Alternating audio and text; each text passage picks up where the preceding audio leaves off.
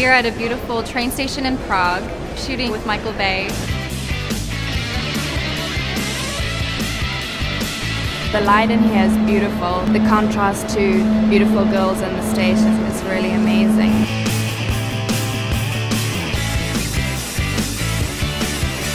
With Michael Bay, shooting is very spontaneous. So whatever he wants to do next, you just go with it. So I was running all over the place this morning for the first 5 hours, chasing trains. The trains are still functioning. It makes for a much more exciting shot.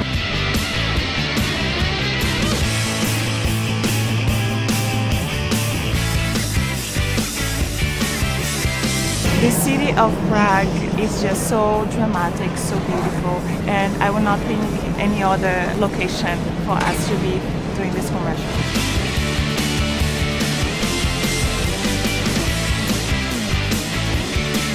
It must be fun for outside people to see what's going on here. Gorgeous girls standing in the subway. I think they've landed in heaven.